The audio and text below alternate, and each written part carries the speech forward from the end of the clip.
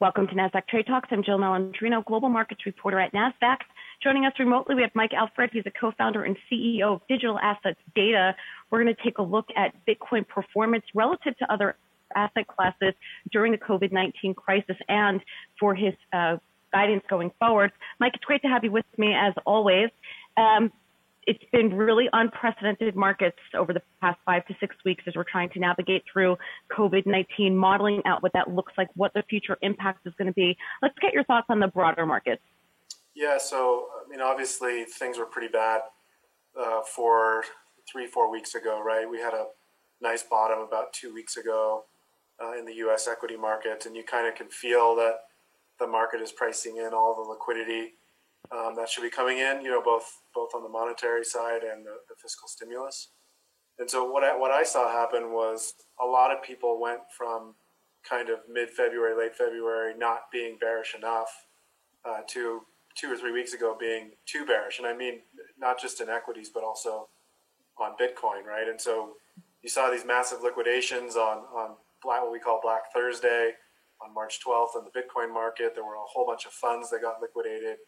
There were a whole bunch of people that were too levered up that were caught on the wrong side of that trade. If you were a retail investor, if you were a long-term holder, it really has little impact on you probably.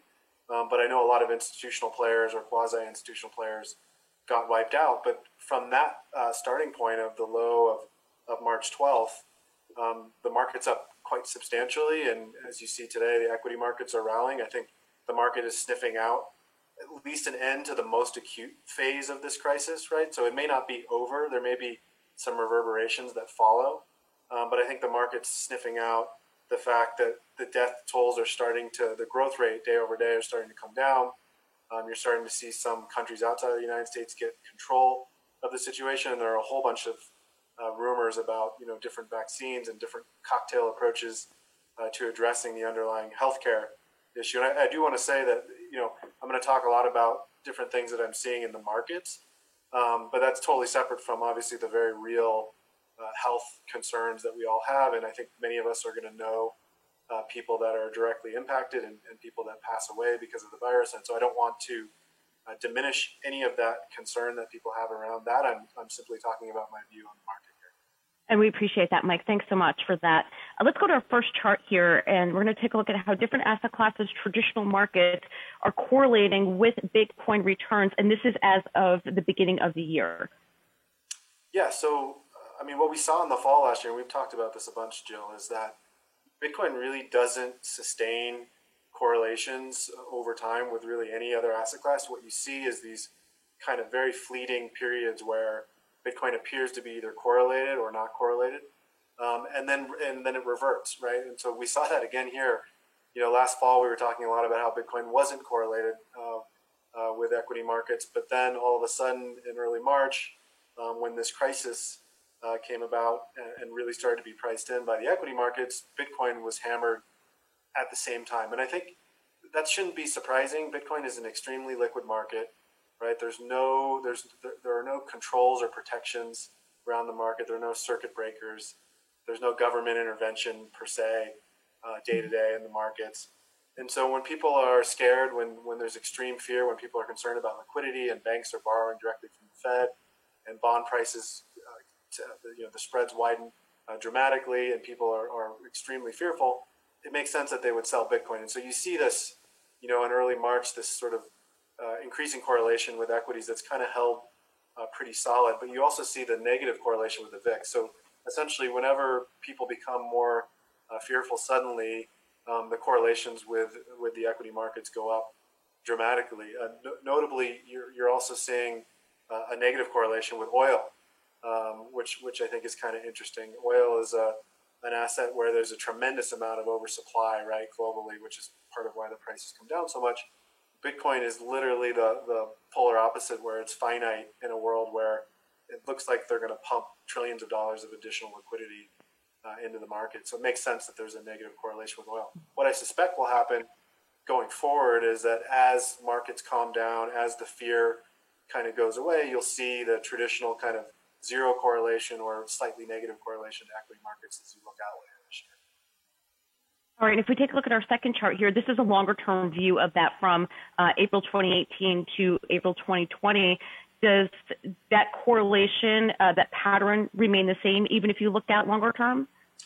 Yeah, I mean, I think we're going to go back, if we go back to, let's say mid last year, right? I think that's what you should expect when you look out later this year, when you see a more normalized market. Again, a lot of what you saw in early March, I think, was an anomaly related to extreme levels of fear brought on by kind of the sudden arrival, or at least the market's recognition of the sudden arrival of the virus on the scene. I think if you look out this fall, if you look further out past post-halving, you'll see slightly negative correlations with the S&P, or at least something that looks a little bit less like it looked over the last 3 to 4 weeks. I think gold will continue to have a near zero correlation as well. I think gold is, in a sense, competing with Bitcoin for market share in the long run as a store of value, and so I think that will continue. All right, now getting your longer-term outlook here, and let's go back to what you were saying before. In May, there is an expectation of the halving event with Bitcoin. What are some of the potential impacts to that? And should people be, loading up on Bitcoin right now? Is it simply a function of supply and demand? Are we reading too much into that? What are your thoughts around that? So I think the halving definitely is going to have a significant longer-term impact. I think, if you look back over the last few years, it effectively takes something like $400 million, right, per month to support the Bitcoin price at around a $7,000 price, right? And going into May, that number gets literally cut in half, right, because the miner rewards are going to get cut in half. So I think what you saw with Black Thursday on March 12th was some minor capitulation already. So a lot of people said, hey, some of the miners will capitulate post the halving when their rewards go down, right, as they confirm those transactions. I think some of that may have already happened as people were surprised on the downside by how low the price went. And so I think that volatility that people were expecting coming into the halving may have already happened, and you may actually see a smoother glide path to higher prices. I still expect significantly higher prices either later this year or early next, and certainly by 2022. When you really price in all of this liquidity globally, when you price in the fact that people are not going to have an alternative store of value that looks very attractive. I mean, the U.S. dollar temporarily might be strong, but when you look out into the back half of this year and you look into next year, I expect inflation. I expect that they will eventually devalue the dollar, and I think that will have a bullish impact on the price. And so net of all of that, you have less Bitcoin supply coming out, right, every 10 minutes. And every week, every month, every quarter, and you potentially have significantly more liquidity, significantly more demand. And I think a lot of the volatility from minor capitulation may have already occurred in sort of a stealth way. And so I'm extremely bullish. I don't think it's a question of whether you buy today or next week. I think you have to determine your time horizon and then set your portfolio allocation. For somebody like me who really follows the market closely, that could be 10%. For the average person, I would say at least 1%. Makes sense, and I don't think you need to try to time the market. I think if you have cash available, you should be buying in consistently, dollar cost averaging, and then holding for at least a few years to get the full benefit. All right, Mike, thanks so much. Appreciate the insight as always. Thank you, Jill. All right, and thanks for joining me on Trade Talks. I'm Jill Malentrino, Global Markets Reporter at NASDAQ.